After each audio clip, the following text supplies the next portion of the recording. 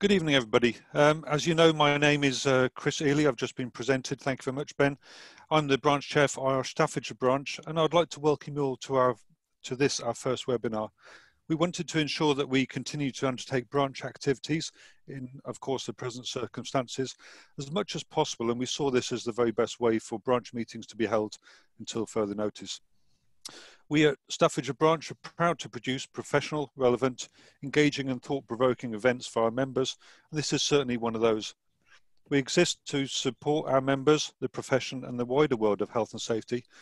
This work forms part of the 3 pillars of IOSH Work 2022 to influence, enhance and collaborate across the industry as part of IOSH's 5-year strategy to shape the future of health and safety.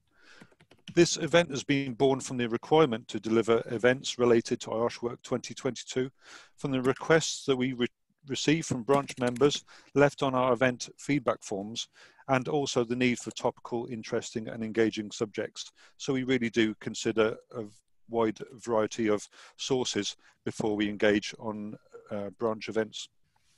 I'd like to introduce you to a gentleman who will surely deliver this quality of service and thought-provoking, interesting presentation.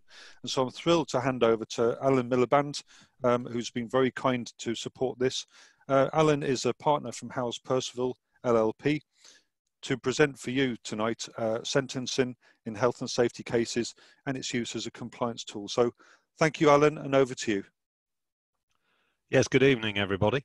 Hope you can all hear me satisfactorily. I can't see you, but perhaps that's no bad thing. You won't be able to put me off quite as easily as you do when I actually present at branch, which I've done several times. For those of you who've seen me present before, sorry you're having to put up with me again.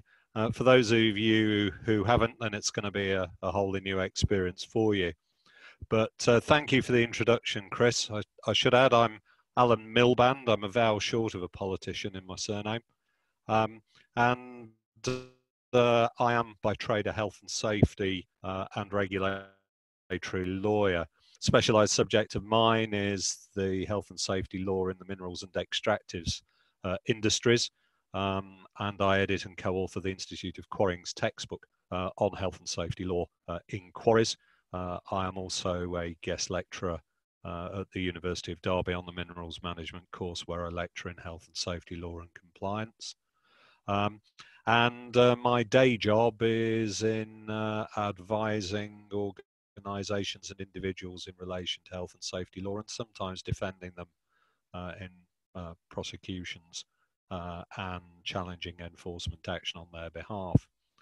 But that's enough about me. Today's presentation is going to take a look at something which has been a hot topic for a number of years now, and that is the definitive sentencing guideline in health and safety and other cases. It is, of course, ultimately the mechanism that the courts use in order to pass sentence on health and safety offenders. But it is drawn in such a way that actually, if you drill down into it, you can see that there are some very useful, practical measures to be gleaned from it. And that's what I'm hoping to explore today, and looking forward to getting some questions on that subject from you later. The presentation is not going to include the B word, which was frankly raised in a great many presentations until recently, but as you know that the B word has now been replaced by the C word, which is to say coronavirus. I've no doubt that someone will wish to ask a question or two about that at the end, but it is not going to be a prominent feature of this presentation unless you suddenly see me start to cough and splutter and collapse to the floor. But if that happens, you may or may not be relieved to know I've got some help close at hand. To the meat of the presentation then, health and safety offences, as I'm sure you know, and this is taken from the wording in the guideline, are concerned with a failure to manage risks to health and safety. And it has never been the case, this is not just something that dates back to the sentencing guideline, but it's never been the case that the offence has required proof that the offence caused any actual harm. So health and safety offence is about creating a risk of harm. And the quotation on that slide is drawn from the definitive sentencing guideline. So that was the quotation that I was referring to from the Sentencing Council. And this is the next slide that I want to go on to, because I do want to take a little step back in history. I wanted to find an appropriate image to convey a historical position, and I hope those who are watching will forgive me for having used the history professors from the Baddiel and Newman sketch show of a couple of decades back. That's perhaps something of an in-joke, although it may mean something to one or two of you. But let me just go to the position before the introduction of the definitive sentencing guideline. So this is how it used to be before the 1st of February 2016. When the courts came to sentence health and safety offenders in those days, there were no guidelines. There was no sentencing guideline to assist them, nor was there any tariff to refer to which set particular figures that would be applicable depending on the nature of the offending. What tended to happen was that the courts were on their own in trying to arrive at the right figure. And how they would do that is often be addressed as to fines handed out in similar cases. And that, of course, was a little bit of a game, because the prosecutor would try and find cases which he would claim to be similar, he or she would claim to be similar, and which would reflect high fines imposed. And the defence lawyers would try and find similar cases in which comparatively low fines had been given. And in the end, it was for the court to try and decide what would be both sufficient to punish the health and safety offender and send a message out into the marketplace that health and safety offending was a matter of serious concern for the courts. But prior to the 13th of March 2015, the maximum fine that could be imposed for a health and safety offence in the magistrates' court was £20,000, and it wasn't too long before that it was as low as £5,000. And so the art for the defence lawyers in those days was to try and make sure that the magistrates' court retained jurisdiction of the case. And how it happened was that a great many cases were being concluded in the magistrates' courts with very low fines being imposed on some fairly wealthy offenders. And along came in 1999 two Court of Appeal cases in quick succession. The first, the case in Howe, and the second, the case in Friskies. And effectively, the decision of the Court of Appeal, as recorded in those cases, was that unless the magistrates were sure that their sentencing powers were adequate, then they must commit the defendant, the offender, to the Crown Court to be sentenced in front of the Crown Court judge. And the case of Howe explained how the courts must look at a number of features in the case that either aggravated the offence or the offending or mitigated it. And these were collectively known as aggravating and mitigating features. And the Friskies case there said that not only should the prosecution and defence try and agree what were the aggravating and mitigating features in a health and safety case for the benefit of the court, but that they should write these down in schedules and exchange them. We no longer have Friskies schedules in cases, but the sentencing guideline, as I'll explain shortly, does take these kinds of factors into account. So, for example, a bad health and safety record or cutting safety measures with a financial motive would be aggravating features of a case, whereas a good health and safety record and more an error of judgment than a systemic failure for example, would be good mitigating features. But the reality was, however one viewed the nature of health and safety law, in other words, that it was directed towards risk, not outcome, the reality was that the courts were greatly influenced by what actually happened as a result of the breach of duty. And I think it's fair to say that as a general rule of thumb, if two offenders were before the court for, let's say, pretty much the same offending, but one of those offenders had caused fairly significant injuries to an employee or a contractor, whereas the other offender could have caused such harm or injury, but actually it had a near miss, then the former offender would have been sentenced much more harshly than the latter. And the reality was that in health and safety offending, it was always playing catch up with other kinds of cases in which either there were sentencing guidelines or the courts had taken both a more sophisticated and harsher approach to sentencing.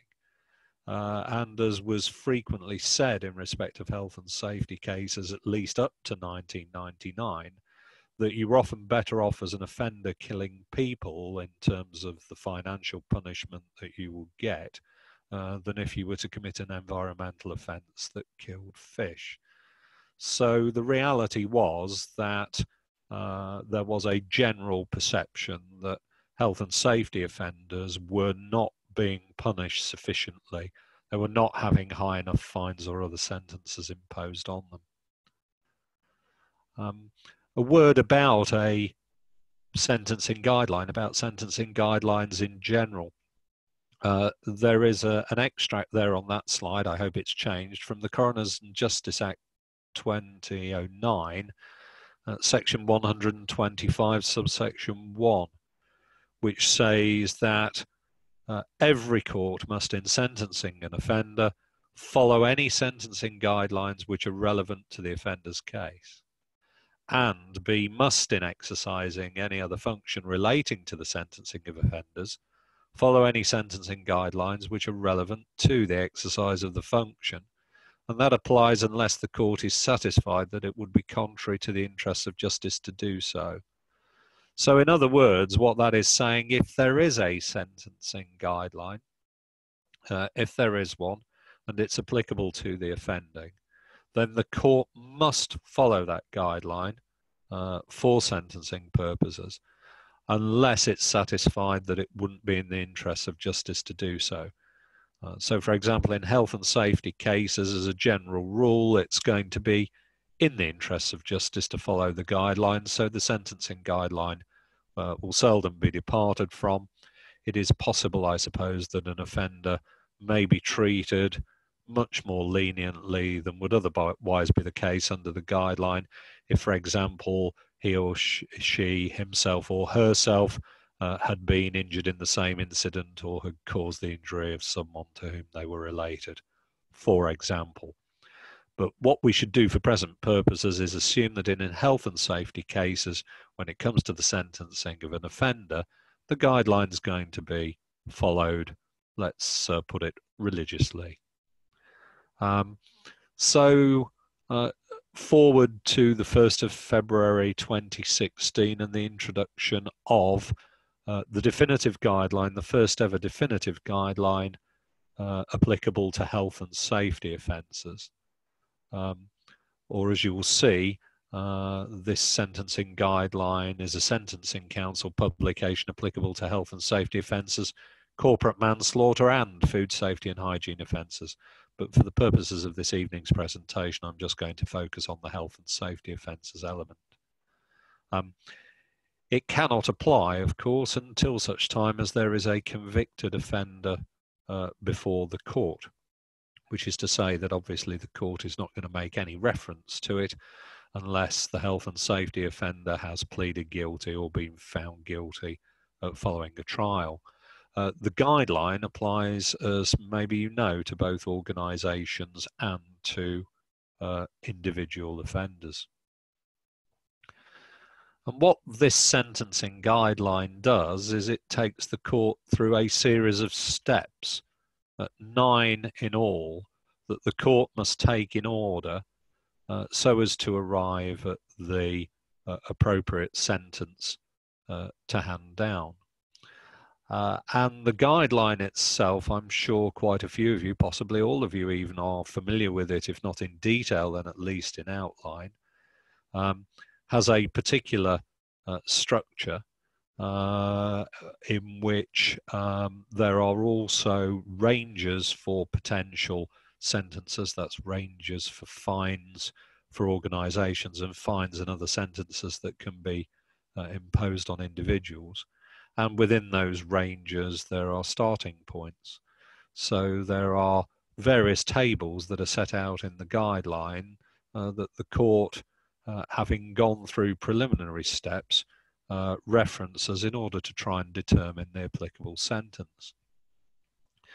And the guideline specifies those ranges for each type of offence, and in respect of each offence, there are category ranges for each level of seriousness, and within each category a starting point for the sentence, from which the court, once it's latched onto the starting point, will move up and down the potential range depending on certain features in the case. And the guideline then allows the court to make various adjustments in order to finalise the sentence. One example of which is that if the offender has been convicted of a number of offences, then the court can invoke the totality principle, in which it imposes, for example, a single fine in respect of all those offences.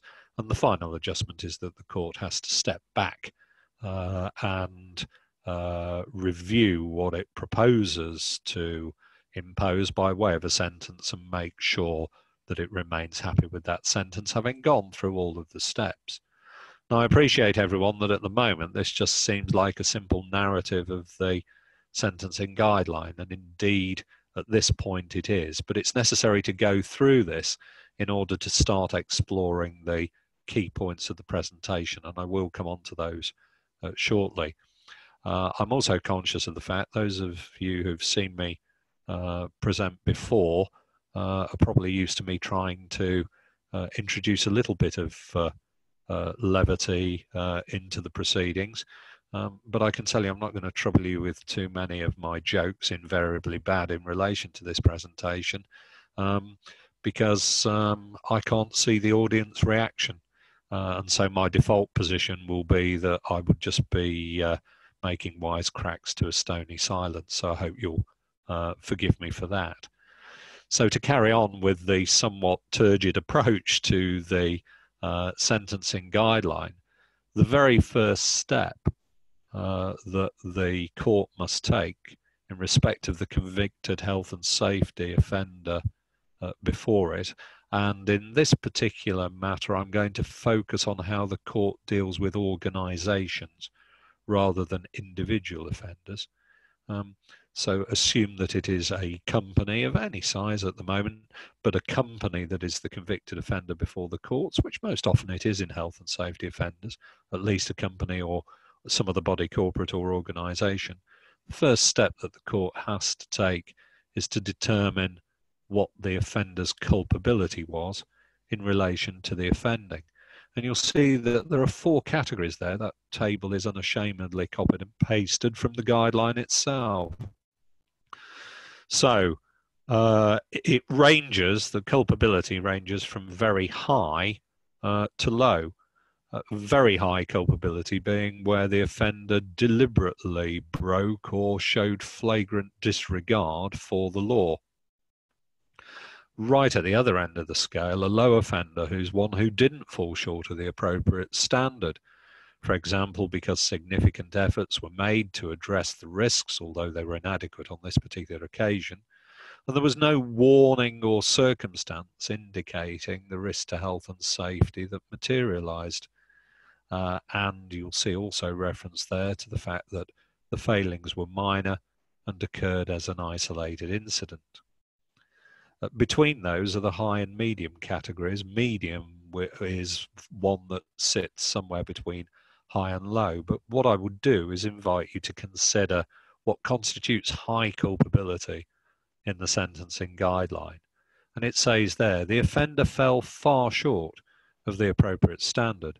For example, by failing to put in place measures that are recognised standards in the industry, ignoring concerns raised by employees or others, failing to make appropriate changes following prior incidents, exposing risks to health and safety, or allowing breaches to subsist over a long period of time. Now, can you please try and hold those elements of high culpability, because they are particularly relevant to the presentation as we move forward. Once culpability has been established, still as part of the first step, the offence category, the court must decide the appropriate category of harm, which is to say, the seriousness of the harm that the breach of health and safety law risked, and the likelihood of that harm arising. And you'll see there that the court does this by reference to a table. And along the horizontal at the top of the table is the seriousness of the harm risked. This could be, at its highest level, level A, a risk of causing death, physical or mental impairment resulting in lifelong dependency on third-party care for basic needs, or a significantly reduced life expectancy. Level B, the in-between one, is physical or mental impairment not amounting to level A, but which has a substantial and long-term effect on the sufferer's ability to carry out normal day-to-day activities, or on their ability to return to work, or a progressive, permanent, or irreversible condition. And level C, the lowest of the harm risk levels, is that which applies if what was risked doesn't otherwise fit as a level A or a level B matter. And then, having looked at the level of the harm risked, the court uses the table, having asked itself whether there was a high likelihood, a medium likelihood, or a low likelihood of the harm actually arising. And by cross-referencing those matters, the likelihood of harm ones on the left-hand side of the table with those on the levels which run horizontally across the top, the court arrives at a harm category. So just to recap, by going through step 1, the court has decided how culpable the offender is, and the seriousness of the harm risked and likelihood of it arising, which is to say the harm category. Now, there are additional harm factors, and again, please bear these in mind. It's important as we go forward. First, whether the offence exposed a number of workers or members of the public to the risk of the harm. The greater the number of people, the greater the risk of the harm. And also there, as you'll see, whether the offence was a significant cause of actual harm. In other words, if actual harm did follow, whether the offence was a significant cause of it. And it says there, consider whether the offender's breach was a significant cause of actual harm and the extent to which other factors contributed to the harm caused. Notice there it says that actions of victims are unlikely to be considered contributory events for sentencing purposes. Offenders are required to protect workers or others who may be neglectful of their own safety in a way which is reasonably foreseeable. In other words, the sentencing guideline is saying in simple terms, you can't defend the harm position by, or you will be unlikely to defend or mitigate the harm position by contending that the person that was harmed in some way brought it upon himself or herself. And again, these factors are significant because they allow the courts to move to the next harm category up if those factors in 1 and 2 on that slide actually exist. So having gone through step one and decided on culpability and harm, the court then must establish a starting point and category range. Now, a starting point in these circumstances, remember we were looking at corporate offenders, is going to be a monetary starting point, because there is no other sentence that can be handed down on an organisation other than the financial penalty when it comes to health and safety offending. There are one or two orders that can be made against the corporate homicide offender, but they're not relevant to this presentation. So in step two, there are a number of tables. And in respect of organisations, there is a different table depending on what we often term as the size of the organisation. And that's whether the organisation is micro, small, medium or large. There is a category of very large size offender, but there is no table in the guideline for that kind of offender. The court has to look at what would be a fine applicable to a large organisation and then decide by how much it might increase that on account of the offender being a very large organisation. But the categories are stated there. A micro organisation has an annual turnover up to £2 million. For small, it's between 2 and 10 million. Medium, between 10 million and 50 million. And large is 50 million and over. Very large is deliberately not defined. There are occasions when the prosecuting authorities in health and safety offenders contend that organisations should be viewed as very large if, for example, their turnover reaches £100 million or more. There's another school of thought that says that actually this category is reserved to offenders whose turnover runs to billions rather than millions. But either way, the category is not subject to a table and will largely depend on what the court or the judge makes of it. The tables in relation to individuals, I should perhaps add at this point, are generally refer to fines as percentages of weekly disposable income, but also include such things as community orders and potential custodial sentences. But in the guideline are these tables, and what I've done here is just copied and pasted the table that applies to a small organisation. And a small organisation, if I can remind you, is one that has an annual turnover of between 2 and 10 million pounds. And you can see that on the left-hand side, the court's view on culpability will be married with what it believes to be the appropriate harm category.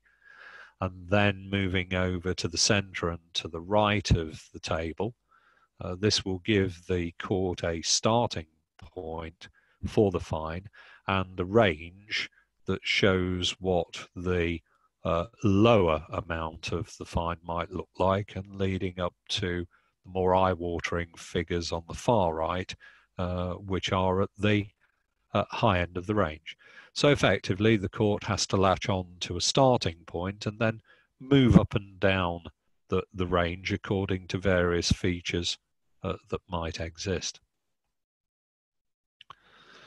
So, also in step two, and to guide the court in moving up and down the range, and again, no apologies for the wanton copying and pasting direct from the guideline, are factors increasing or decreasing the seriousness. And the court must decide which of these, if any, exist, and will shift up and down the range in accordance with them.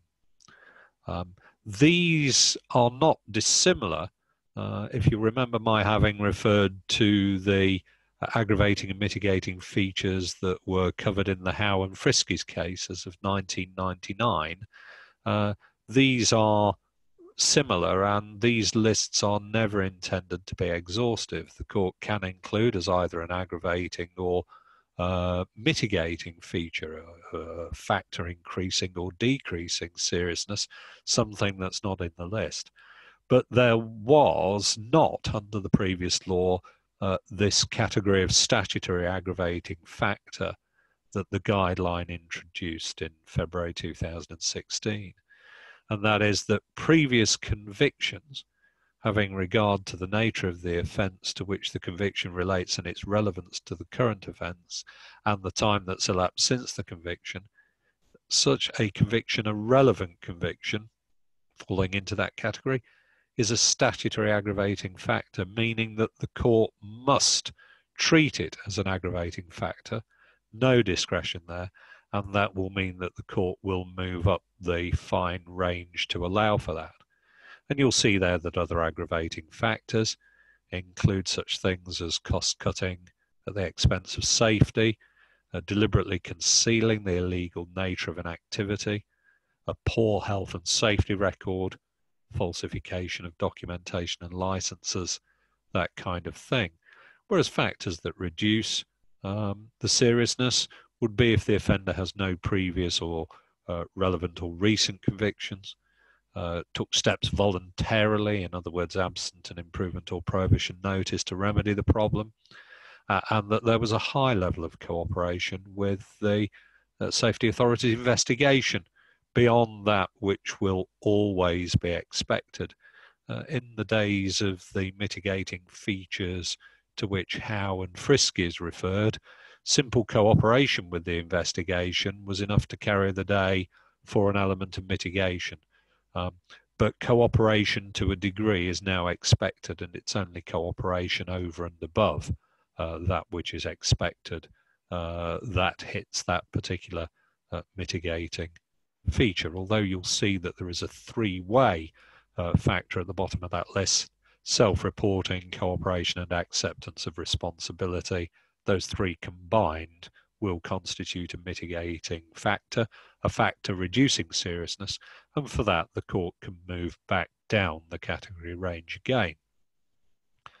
Again, can I just say at this point that if you know all of this, I am sorry, but it is necessary by way of introduction to the thrust of the presentation. I want you to consider again what was said about low culpability offenders.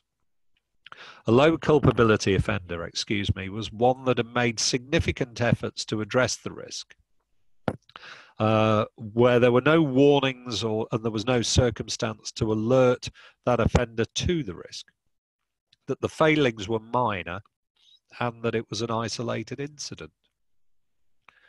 And because this equates to nearly compliant, in other words, you were very close to complying with the law, this category of offender, the low culpability offender, is the least likely to be prosecuted, because other kinds of enforcement action are likely to be seen as sufficient. For example, the health and safety executive serving improvement or prohibition notices under notification of contravention, perhaps to identify the breach and to secure future payment of a fee for intervention. So the low culpability offender may face prosecution if there was a particularly high harm category. But if it's not in the higher of the harm categories and is a low culpability offender, it is unlikely that it will be prosecuted, because it is not the kind of offender that the HSE will feel any particular need to draw through the system, particularly if it's being cooperative with all elements of the investigation and any remedial action needed. So you have a duty holder under health and safety law. Let's say it's the organisation in this case, doesn't really matter what is happening, but it is minimising its health and safety risks because this duty holder has effective and implemented health and safety arrangements appropriate and sufficient responses to warnings and the like, and every incident is managed such that it is isolated. Now, let me explain the point that I'm trying to make here. If you are advising an organisation, either your own organisation or if you are a health and safety consultant or service provider advising others, if you can encourage or move your organisation, your client, the duty holder, to a position in which that organisation has effective health and safety arrangements which have been implemented and which are being observed in practice. And if that organisation, when there are either warnings about an unsafe state of affairs or something happens, there is some circumstance to indicate a risk, if that organisation has an appropriate and sufficient response to those, then again, it is placing itself in a position where it would be, if it were an offender, a low culpability one. Likewise, health and safety incidents that the organisation manages in order that they are isolated and not things that repeat or at risk of being repeated, again, move it to a category where if it were to be prosecuted as an offender, it would be a low culpability one. And as I've said before, and as I emphasise, as a low culpability offender, the reality is that unless some very serious harm indeed was risked, the health and safety executive or other safety prosecuting authority is more likely than not to take the view that this is not an offender that should be or needs to be prosecuted in respect of the offending that the safety authority believes has been committed. So in looking at potential compliance, if you take a view on what would constitute a low culpability offender and mindful that that kind of offender is the least likely of all the offenders to be prosecuted, then what you are effectively doing is saying that if I can get my organisation or the client or organisation that I advise to a position where if it did offend it would be a low culpability one, then what effectively I have done is to use the sentencing guideline as an aid to understanding what constitutes a low culpability offender and to taking my client or my organisation to that region, that area in which it's offending would be low culpability. So to try and move the example and to demonstrate further how the sentencing guideline is actually a practical compliance tool, you'll recall that earlier I asked you to think about what constituted the high culpability offender, to note what that means. And I'll remind you by reference to this slide, the high culpability offender falls far short of the appropriate standard, for example, because of an absence of measures that are recognised standards in the industry, because of ignoring concerns raised, or not making changes following some prior incident, or allowing a breach to persist over a long period of time, or a high culpability offender is one where there was a serious and or systemic failure to address health and safety risks. Now, high culpability carries an extremely high likelihood of enforcement action and a high likelihood of prosecution. And that is irrespective of the harm category, although the likelihood of prosecution increases according to how much the harm category increases. Now, medium culpability of offenders, as I've said before, are those who fall between high and low, but are still far more likely to find themselves on the wrong end of a prosecution than the low culpability offender in similar circumstances. But what it's telling you is that if in relation to health and safety compliance, in relation to abiding with health and safety responsibilities and complying with duties, that if these features that would constitute high culpability exist, then it must be more likely that the organisation will be prosecuted, because the court takes the view that the failings listed there are matters of high culpability. So, exploring that further, how does one avoid the potential high culpability situations? I've broken this down a little bit in this slide and the next. I hope it's helpful. First of all, if the organisation follows and utilises recognised industry safety standards, then that will mitigate against it being a high culpability offender. And what that means is that for compliance with industry standards, unless it knows them anyway, it will do things such as looking to guidance materials in deciding how it should meet its duties and responsibilities under the law. Now, forgive me that the quality of the images there are not particularly great, but I have included certain guidance materials, which I dare say many of you, if not all of you, are familiar with to some degree or another. And these materials effectively are establishing or showing what has been established as the recognised safety standards for those particular industries or those kinds of operations within industry. So being aware of the guidance, what it says and the like is very important. And bear in mind that some guidance is directed towards matters of a more general application. But as I'm sure you know from your own experience, that there are many published very specific guidance materials that might apply to very specific kinds of machinery and tell you what needs to be done in terms of achieving the safe operation of such machines or the safeguarding of them.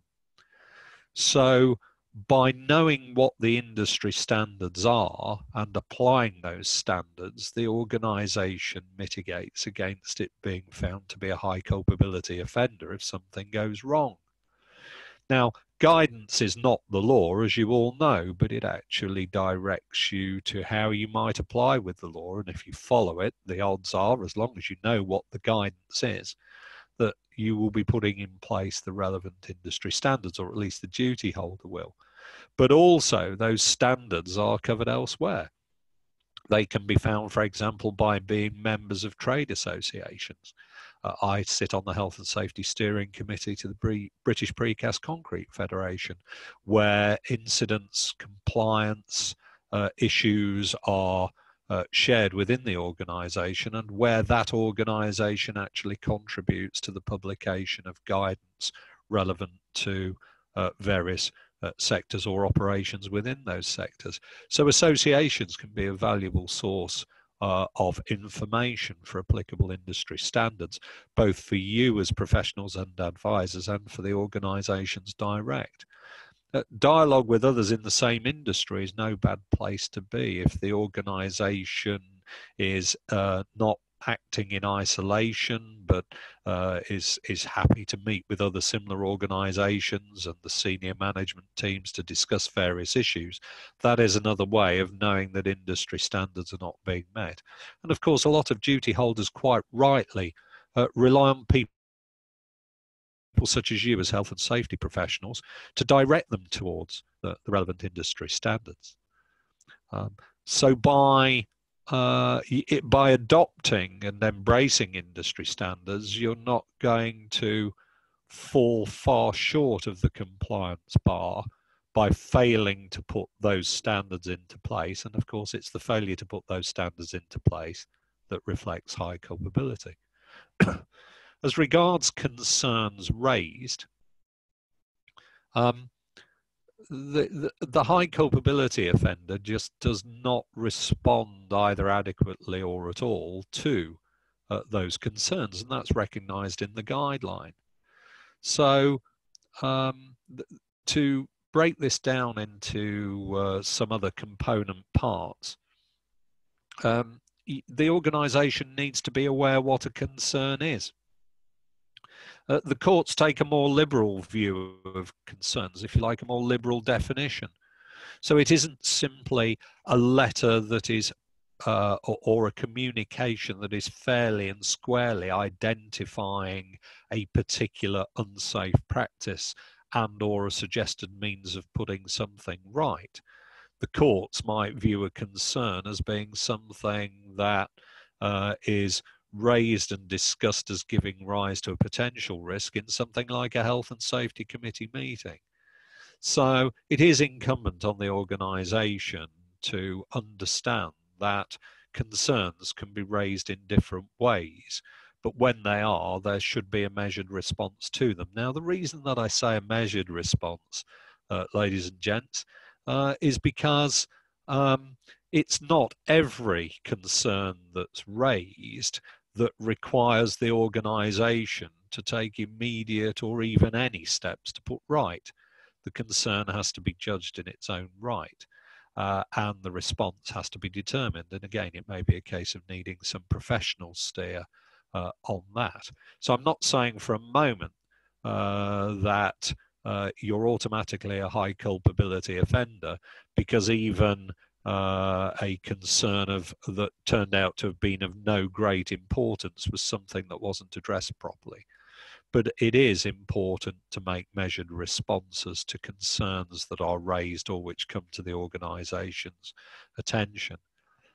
And I also think it's very, very important that in relation to concerns, given the widest possible definition of those, that the organisation is well advised to document the concern, the action that it believes was necessary, or in some cases not necessary in response to it, and also making sure that the action is properly closed off.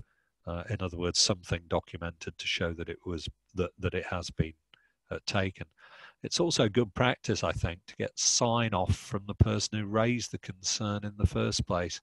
In other words, getting back to that person to explain either why something hasn't been done and asking him or her to confirm that they're okay with that, or actually explaining to them what did finally happen. Even if you think they know it in the first place, what did finally happen in response to the concern that was raised, and whether they themselves are of the view that it has been adequately actioned and closed off.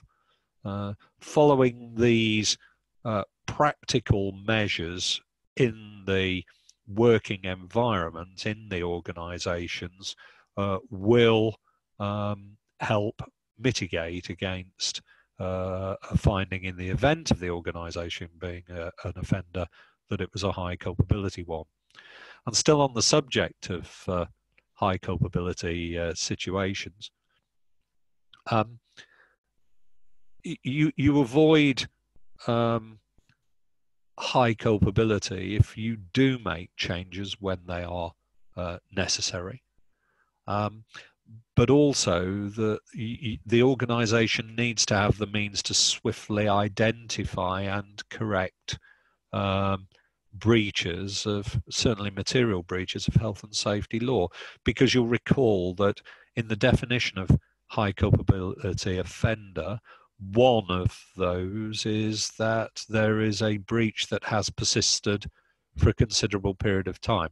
Now, with the best will in the world, if the senior management of an organisation are completely unaware of a breach in circumstances where you couldn't reasonably expect them to find out, that is not a situation where there has been an allowance of the breach persisting over a long period of time.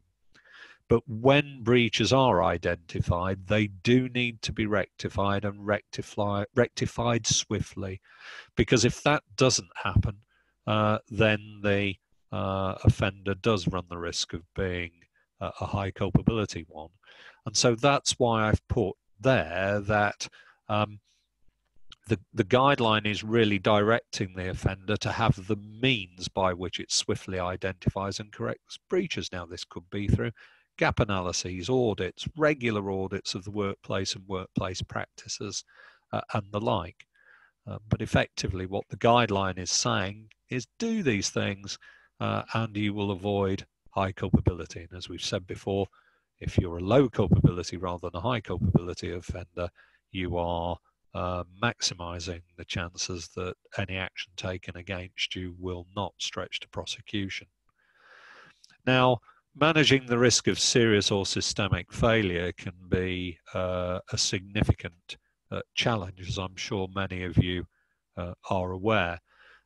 Systemic failure is not always a readily understood concept, so I hope no one will mind, and especially those of you who've got a firm grasp on the concept, I hope you won't mind that I've actually suggested a definition. It's neither an exhaustive nor the only definition, but I think it's a helpful one. A systemic failure is not one related specifically to an event, but to the manner in which an organization or project is managed, organized, and or communicated. And a systemic failure not identified and acted on risks the same or a similar failure occurring again.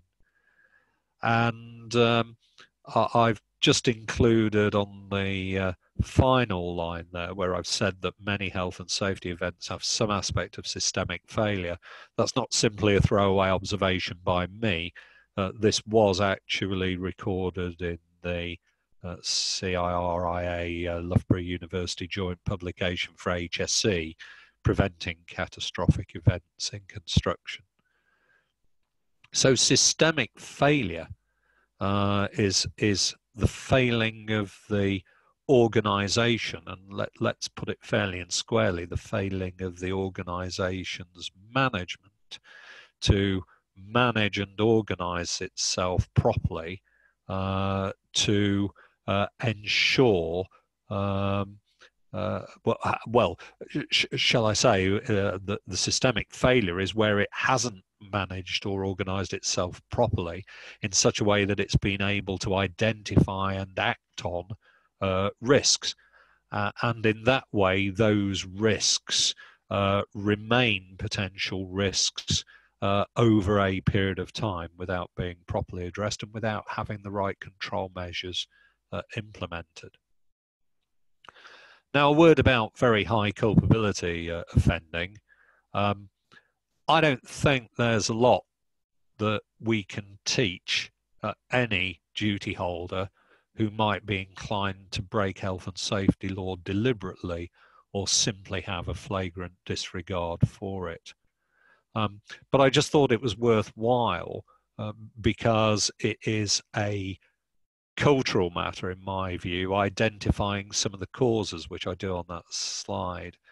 So those causes include such concepts as believing that the rules don't apply to me as the potential offender, a sense of pressure on time or resource to which I then subrogate health and safety compliance, cracking on with the wrong equipment where right equipment isn't available, a lack of understanding of a situation or of what the law is there to do, or indeed in some cases what the law says.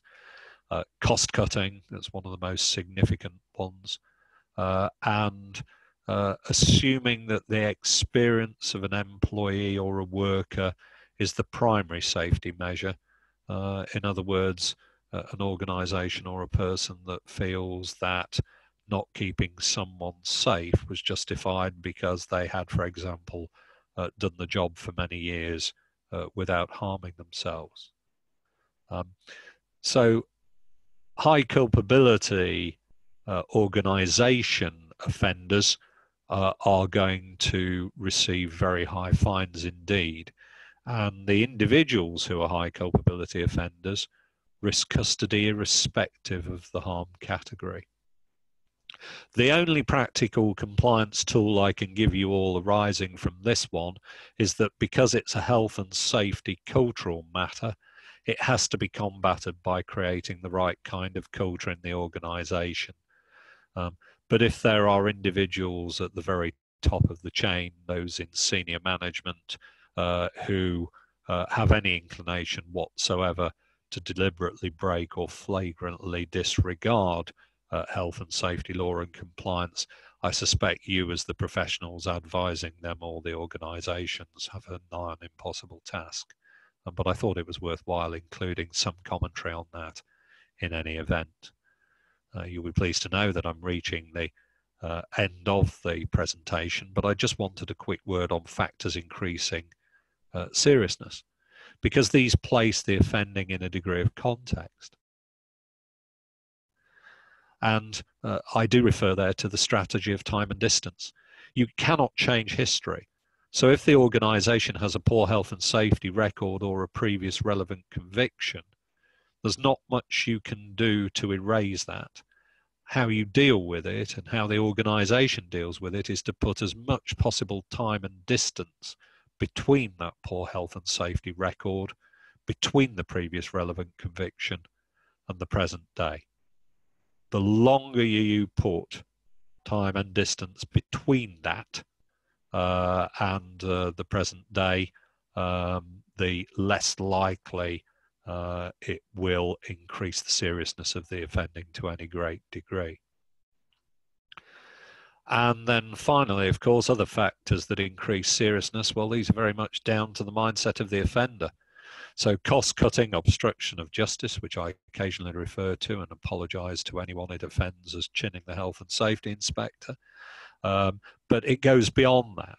Obstruction of justice is where one manipulates in order to try and prevent a prosecution by anything that would not constitute lawful or fair means.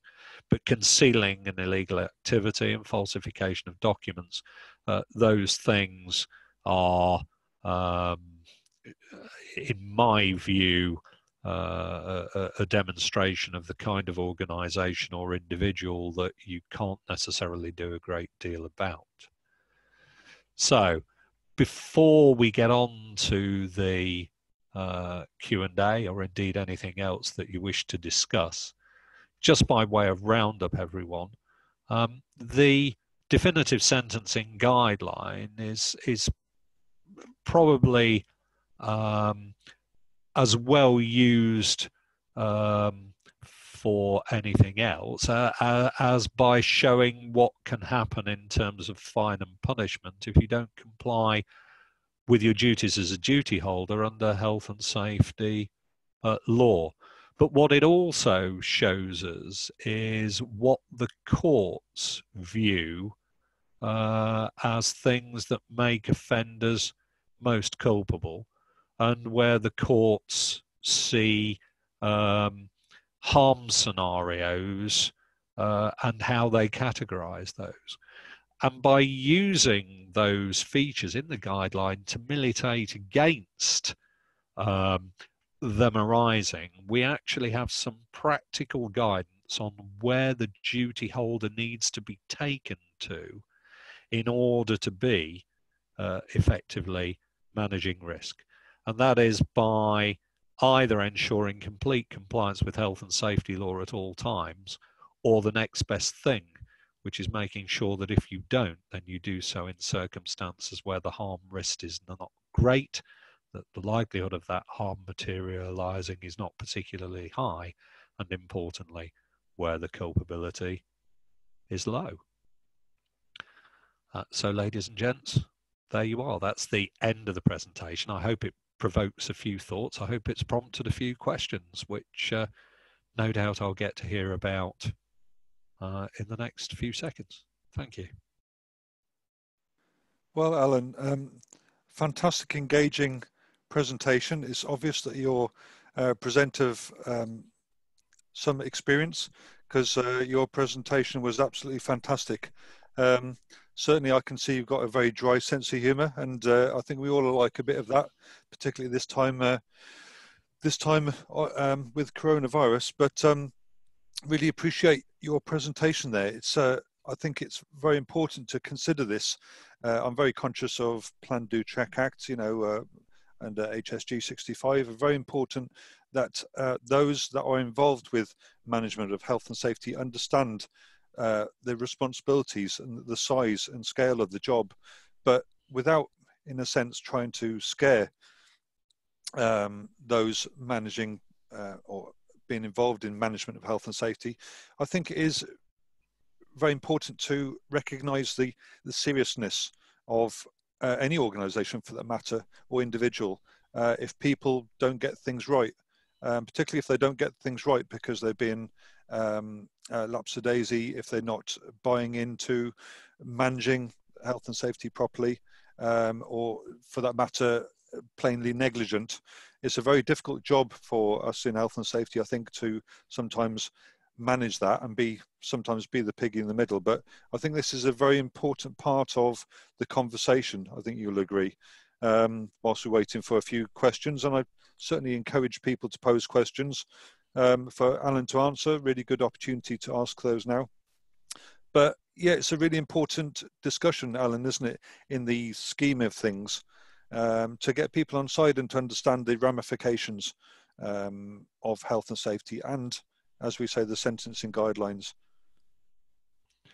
Yes, I think, Chris, what I would say, and in relation to what's gone before, is that we should never, across the board, assume or stop striving for total compliance. But there is also, I think, and I hope no one will be offended or think any less of me for saying so, that there is always the possibility of the duty holder being in material breach, and of that being in circumstances where the safety authority, be that the HSE or maybe a local safety authority, may contemplate a prosecution. I don't believe that you can always do everything or always be expected to do everything that would never expose you as a duty holder to the risk of being a low culpability offender. But I do very genuinely believe that that making sure you are not a high culpability offender or potentially high culpability offender is something that is attainable, that is achievable, and which not only should the organisation work to make sure that it doesn't fall into that category of offender, but that it must do that and can do it. So I would never go as far as to say, hand on heart, that you can expect 100% health and safety compliance all the time. But I do not see why you cannot place yourself in a position where 100% all of the time you would not constitute a high culpability offender. Yeah, I'm very conscious when I was a food environmental health officer that there was the element of not the accident, but exposing those to risk. That is a real element of the sentencing guidelines as well, isn't it, Alan? Yes, it is. And the sentencing guideline makes quite clear the historical position, which was that, and by the way, this is, as you know, Chris, it's not just a health and safety guideline, but it applies to food safety and hygiene offenders as well. It makes the point that it has always been the case that health and safety law, food safety and hygiene law, was directed to the risk. And the offence was in failing to manage the risk and thus exposing people or others to a risk of harm. And again, outcome could be a demonstration of just how much harm was risked, but there never actually had to be outcome. And for example, to go back to the area in which you used to operate, as you know, poor food hygiene and practices still rendered lots of organisations open to prosecution, and indeed there are a great many convictions, even though the prosecuting authority could never actually come up with evidence to show that any one individual had actually been made ill or suffered some other health consequences as a result of the breach. Mm. Yeah, it's a fair point. So I think it's something definitely to consider. I remember reading when the sentencing guidelines came out, talking about perhaps an unguarded edge or an exposed edge where staff members were perhaps walking past it every single day in a big organisation. That could still turn out to be a very hefty prosecution. So I know that's turning it around to health and safety, but something to consider, I think, as we look forwards and actually look backwards at a copy of the sentencing guidelines to make sure that we are equipped as best as we can. Yes. Also, the sentencing guideline is not wholly unrealistic, because what it does recognise, especially in relation to harm, is that what the court must do is it must look at the offence.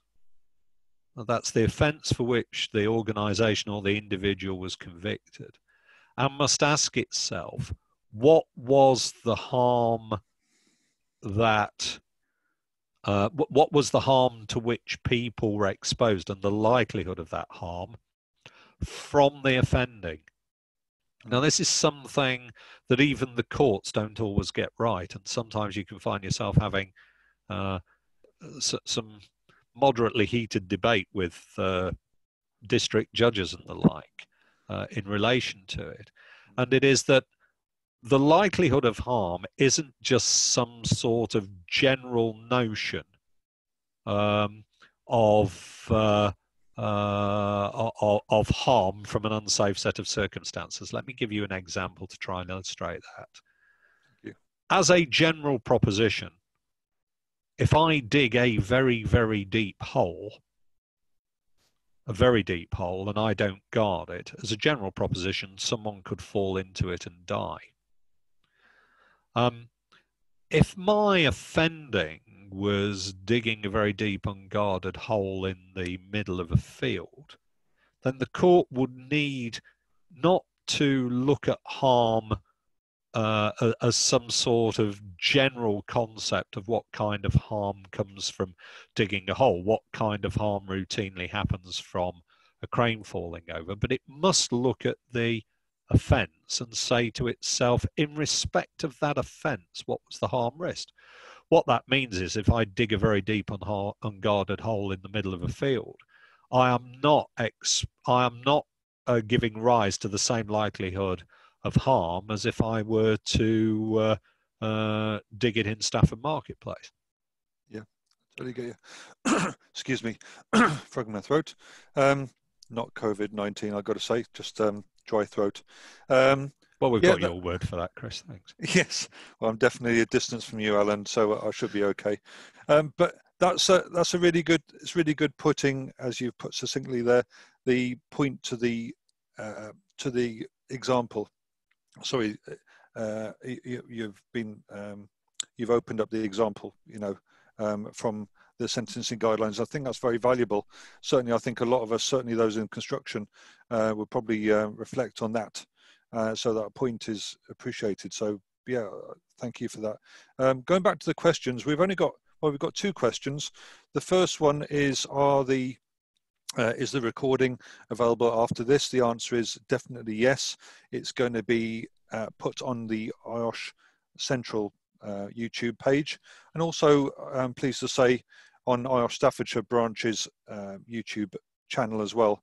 And so we're going to have a few copies of this after this particular recording. So definitely, for a number of people that have come along last minute, of course, racing from work and other things, trying to get toilet roll, be happy that you can be happy that you will be able to get a recording of this in the next couple of days, and I'll make sure that we publish that far and wide so that you can so you can get a copy. So that's really, really good. Certainly reflection after webinars like this, sometimes where you do the, certainly some of the learning, not all of it, but certainly having it after the event, I think is very, very valuable, certainly as far as CPD goes, and putting it into practice in school, I was going to say, into work. Well, we've got one question here. This is from Lisa. She says, with COVID-19, Alan, do you think good record keeping is important as the goals are changing daily? I think she means like the goalposts. Any tips to keep on top and doing the best to keep on the right side of the HSE? So a good old COVID-19 question there. Yeah, I rather anticipated we'd get a question on coronavirus, irrespective of what I presented on today. And I should just ask Chris, without wanting to lose the thread of what went before, I do have some spare bog roll.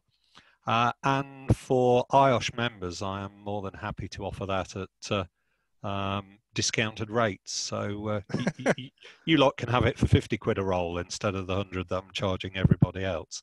Oh, but on a serious note, Lisa's question, good record keeping is manna from heaven to lawyers, but not without reason. Good record keeping is proof that you are doing what you're meant to be doing, provided you know what you're meant to be doing. And sorry if that sounded a little bit confusing, but obviously if your good record keeping shows that you haven't got the foggiest about a certain control measure or that you're getting horribly wrong, then that record keeping, of course, can unknit you in the same way that any other piece of documentary evidence could. But if you know what control measures you should be putting into place, and the documentation shows that you are doing that, and provided that in respect of COVID-19 you appreciate that the guidance is shifting on a day-to-day basis, so what you're documenting today might be documented in a rather different way tomorrow. But as long as you are alert to all of that, then in answer to Lisa's question, keeping the documentary record is important. It doesn't have to go into realms of detail. I've never been a big believer in actually over egging the information. I think it can be counterproductive because it makes it difficult to understand. And also, I think if ever you get into trouble over it, it rather looks like you were trying to blanket bomb your way to getting things right rather than actually going about it with appropriate method and science. But as things stand at the moment, for all employers, I would say this in relation to COVID-19. And I'm sorry if you see this as a cop-out, but if you go onto the HSE website, then there are guidance materials available, slightly different forms of guidance. So, for example, if there is a different guidance for healthcare and care professionals than from the rest of us. But if we're looking at advice to employers generally, the HSE website has a link to the Gov.uk website. And the Gov.uk website has the bang up to date guidance for employers in relation to COVID-19 and what precautions should be taken. Now, the general feeling about any guidance material is, and to be honest, it's quite right, is that it is telling you how to comply with your duties and responsibilities. You can always comply with those duties and responsibilities by other equally effective means because guidance is not set in law. But my advice has generally been that unless there's a good reason why you can't go along with the guidance, go with the guidance. Because you can't do any more than follow the guidance in reality. And if you do, the odds are you will comply with the law. Because what we need to understand here is that even though we are in unprecedented times vis-a-vis COVID-19. What isn't unprecedented is the requirement that we ensure the safety of our employees to the extent that it's reasonably practicable under Section 2.1 of the Health and Safety at Work Act. So as employers, to ensure their health and safety at work, we need to identify and implement appropriate control measures. Those are very helpfully set out in the guidance. So it's HSE website, link to the Gov UK guidance, follow it, watch for it changing, introduce new measures or revise measures and revisit old measures if the guidance changes. Not easy at the moment. It's bad enough trying to comply with guidance materials that haven't changed for 10 years, as we all know as health and safety practitioners. So trying to comply with them when they are changing every 24 hours is not easy at all. But the only recommendation I can make, but I believe that it's a good and well-meant, well-advised recommendation, is get to the Gov UK webpage and follow the advice. You know, Alan, I think that's fantastic advice. Of course, a lot of folks out there engaged in this webinar are going to be thinking, well, what do we do? They're going to be having those questions posed to them. Of course, they're the point of experience, or should be in many areas. They're going to be perhaps even concerned about that. So I really appreciate that point there. We've got two more points here. This will appeal to your dry sense of humour. This is from Reg. Reg says, Alan, thanks very much for an interesting presentation. My first webinar as well, so that's all good, isn't it? Webinar newbie like myself. Can I swap some pasta for bog roll? I would say no, because I know you now, I'm going to have it, so definitely you can't. I'm going to do some dealings after this webinar with Alan. We've got one last question here before I do my closing speech, I suppose, as far as branch chair. This is from Martin. He asks, can a health and safety advisor be brought to court for advising a consequent negligent organisation or being a fundamental part of non-compliance within that organisation? That's from Martin. Right, Martin, it's a good question. The reality is that as employees, the Health and Safety at Work Act places a duty on us, it's under Section 7, to do what is reasonable for our own safety and that of other people who are affected. You'll also know that the Health and Safety at Work Act also places duty in appropriate circumstances on self-employed. And there is also a provision under Section 36 where if an organisation or a person's offending has been materially caused or contributed to by somebody else, then that somebody else, either as well as or instead of the organisation, instead of the duty holder, can be prosecuted. So in answer to your question, Martin, theoretically, anyone who gets something wrong as a basic proposition, and as a result someone's health and safety is compromised, is potentially open to investigation and action. But that is the very, very broad concept. The reality is that individuals in a health and safety scenario are very seldom the subject of any enforcement action through a simple error of judgment. And the reality is that they are advising the wider duty holder. And it is, of course, for that duty holder to meet all of its obligations under health and safety law. If that duty holder is a generally rubbish organisation, then if part and parcel of that organisation being rubbish is the fact that its advisor is giving it rubbish advice, then everybody is open to investigation. But if the advice that is being given is good advice, or the best advice that can be given in the particular circumstances, then every time it is going to be the duty holder that faces the responsibility there, the organisation, the employer, rather than the individual that was advising it. It is like everything else in terms of health and safety. It is viewed in all of the circumstances.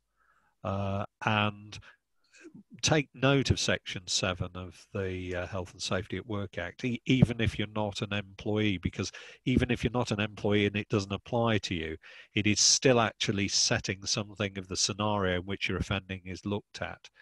Because whereas the duty on employers under the Health and Safety at Work Act is to ensure the safety of employees and others, the duty on the employee is to do what's reasonable so that the employee and or others are kept safe.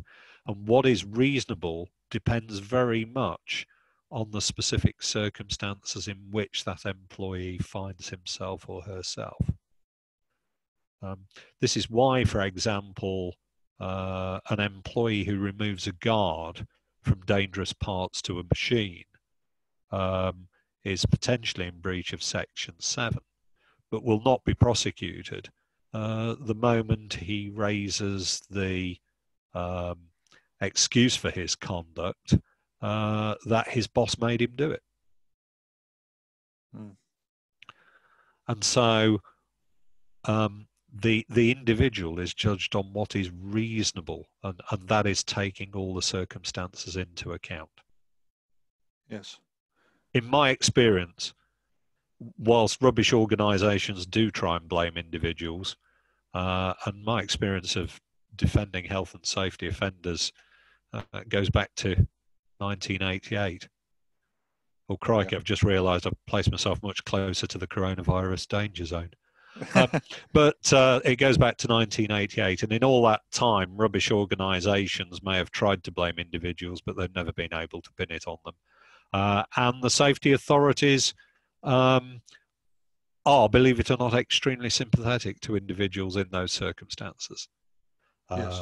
And the statistics back up that individuals are rarely subject to enforcement action unless their conduct can be viewed in total isolation, such as, for example, the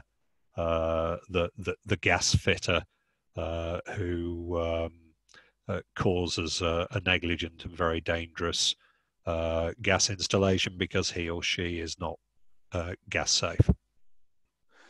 You mentioned what is reasonable. Is it still used the example of the man on the Clapham omnibus as the reasonable person? Is that what you're alluding to as far as what is reasonable? Or has that changed? Well, the reasonable test, of course, is the objective view. And historically at law, there were many cases who referred to this imaginary but semi-perfect near being as being the man on the Clapham omnibus. I'm not sure how you would, or how even the courts would refer to that individual today, Chris. Yes, except that I can pretty much guarantee there'd be no reference to Clapham and no reference to omnibus. Yeah, I think you're absolutely right there. What do you think? The man on the nice new estate on the outskirts of Stafford? Yeah, it was part of the bread and butter of environmental health that you always referred to what was reasonable as the man on the Clapham omnibus, you know, the man perhaps with the bowler hat, or perhaps not bowler hat, but the normal person on the bus. And it's a different conversation, I think, in itself as to what a normal person is these days. Yeah, but I think in general what we can assume is that when the court is being asked to decide on what's reasonable, it's an objective test, although certain subjective elements can be brought into the equation against which the objective test is overlaid, but I don't want to get involved into the legal mechanics of that.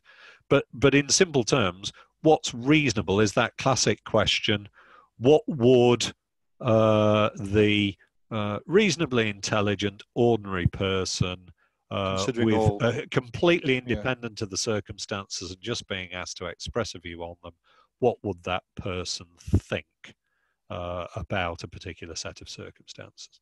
Yes, I've got you. I think that's a good point to leave it there, really, as far as that goes.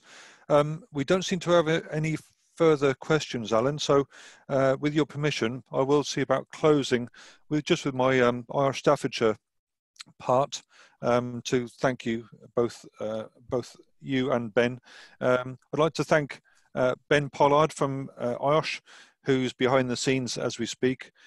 He's the IOSH events coordinator and team leader. And in the very small amount of time, the small window that we've had to work with to consider change from a physical branch event, of course, to a webinar has been absolutely fantastic. So thanks go to Ben, who introduced himself at the beginning, and also, of course, to Alan Millband. I do, please forgive me, Alan, for mispronouncing or misspelling your name. Obviously, it's Alan Millband. So thank you, Alan, very much for your time, and please please accept my apologies for that. It's not a problem, Chris. I've been called worse. I'm a lawyer, for heaven's sake. Yes, well, my surname, of course, is Ely. There's only 4 letters. You wouldn't believe how many people want to put a H, E, an A, and other things in between the 4 letters or either end. So I'm with you on that, but my apologies nonetheless. So thanks both to Ben and to Alan for your time. I know it's getting into the evening. Of course, as a branch, we've had to postpone physical branch meetings for the next few months, or at least for the next 2, as it stands. We intend to continue to support our members using the medium and use LinkedIn Staffordshire branch pages to advertise events, and of course our IOSH branch page as well, where we use Eventbrite. I can say that next month sees us deliver another webinar. That is our hope, on Thursday the 16th of April. This is by Alan Spence from Network Rail, and information again will be shared on LinkedIn, and that's our predominant area for advertising events and other parts of our Staffordshire work. So we will advertise that as soon as we can. This webinar will shortly be uploaded to the main IOSH webinar page, the IOSH YouTube channel, and our own IOSH Staffordshire Branch YouTube channel, free for you to use. And Ben mentioned that earlier, which I mentioned now for some latecomers. We have approximately 25 other videos recorded from past events for you to use and to use for CPD. We encourage you to have a look on YouTube for IOSH Staffordshire Branch, to click the bell, and of course to receive those upload notifications, which are done periodically, so don't miss out. There's some fantastic learning tools there, including Legionella, asbestos, silica, to name but a few. And if you are a member of another branch and have been fortunate enough to attend with us tonight, we hope that you've had a good webinar with us. And if you are with another branch and don't perhaps engage with them, for instance, moved home or work, please consider contacting IOSH and change to become a part of our branch. You'll see on our YouTube videos with the complement videos that have been put on there from other members, that we have a very engaging, very informative and supportive branch, and I hope you could be part of that. So again, thank you all for attending this webinar this evening, and we really look forward to seeing you again soon. And lastly, again, I can't say enough thanks to Alan for your time to support us tonight. Thank you very much indeed. And we hope to meet you sometime in person, and be very safe and well, and we'll see you all soon. Yeah, thanks, Chris. The food's better when you actually attend in person. Definitely. Well, you've got an open welcome when this is all behind us to come and see us. Thank you very much. Thank you. Thank you. Thanks. Good night all.